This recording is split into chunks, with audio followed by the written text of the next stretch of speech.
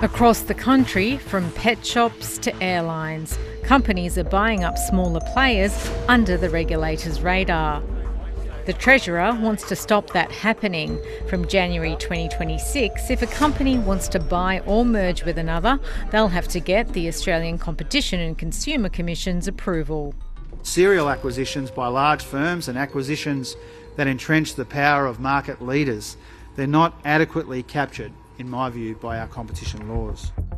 Companies will have to pay fees of between $50,000 to $100,000 to merge, but small businesses will be exempt. It's expected most mergers will be approved within 30 working days, and decisions would be subject to review by the Competition Tribunal. A public register of all mergers and acquisitions will also be created. These changes mean the ACCC will more efficiently and effectively target mergers that are anti-competitive, while allowing mergers that are pro-competitive to proceed faster. The Consumer Watchdog says that's good news for consumers and businesses. Stronger merger law will allow us to be able to see more mergers that matter, and also to be able to prevent more anti-competitive mergers. Stronger competition is important. It brings more choice, higher quality and lower prices for us all. Former ACCC Chairman Rod Sims says the regulator is better placed than the courts to review whether mergers will be harmful. Our merger laws have been too weak in the past, and so mergers have got through that really shouldn't have, and have seen higher prices for electricity, telecommunications, rail freight and other things.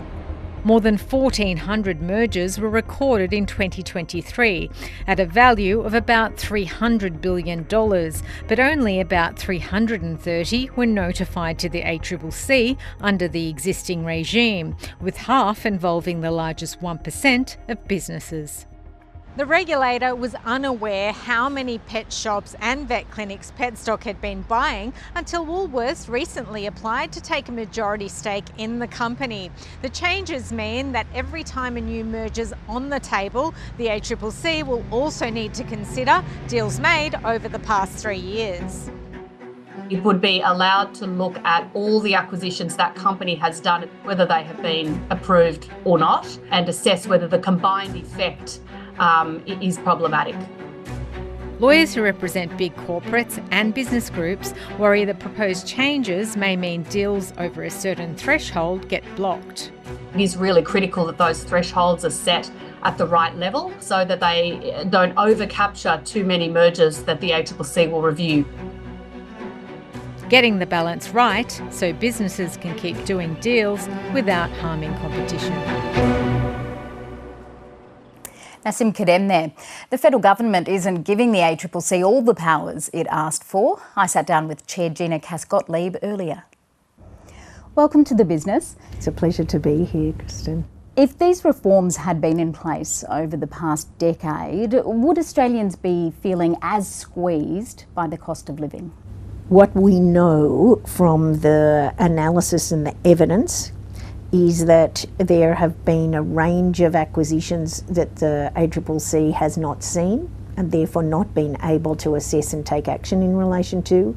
We also know that there has been a real increase in concentration in the economy. So yes, we think that there would have been and there will be going forward real benefit in seeing the mergers that matter and being better able to prevent those that lead to less choice and higher prices. Which deals got through that shouldn't have? Yeah, so firstly, there were deals that took place without ever being notified to the ACCC. So Petstock was an example.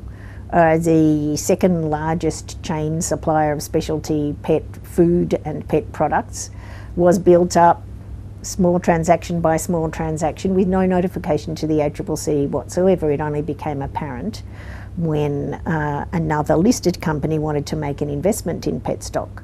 And our analysis said that in over 40 local areas and suburbs where families were going to their vet and pet food, etc. supplier, that they didn't have the choice that they otherwise would have had, and we required divestiture. Now, That is an example of one that we did ultimately see, but if there had never been that really quite incidental notification, but there had already been a lessening of competition with no ability for us to see and take action. What do you believe the notification thresholds should be? That will be a subject of consultation by the task force. What we are concerned to ensure is that they are low enough to capture transactions that need proper scrutiny. And the sort of elements that are being considered are looking at the transaction value, the turnover and the profit in order to sense how significant that company is, but also to look at the share of supply or the share of market that is held by the parties in order to be able to assess what, in a sort of filter sense, is the possibility for this to impact on competition. Can you reveal what they are today, what you will submit? ACCC originally looked at the levels in terms of the transaction value that had been in matters that had been of concern for the ACCC, and that over a series of years, and that figure was approximately $35 million. However, this is an area that there will be very close consultation. How concerned should business be now about the possibility that more mergers and acquisitions will become bogged down by process? We think that actually business should be more confident than they are currently, that this will be a process that where we are assured we are seeing the transactions that we should, and that we get up front the information that we require. We are confident that 80 to 90% of transactions will be assessed in under 30 days, and that process will not only create certainty in terms of timeframes and efficiency, but also will create more transparency. Why should companies be forced to pay for the ACCC to assess their applications? Merger assessment processes do require, particularly for large incumbents with complex transactions, very serious and important work in order to assure the community that transactions that will reduce competition and lead to higher prices don't take place. At the moment, those costs are borne by the taxpayer. What the proposal is that there should be cost-reflective pricing, and that it will be commensurate to the scale of the parties, and that there will be waivers for small business. So we do not think that there should be a concern about this in terms of cost burdens.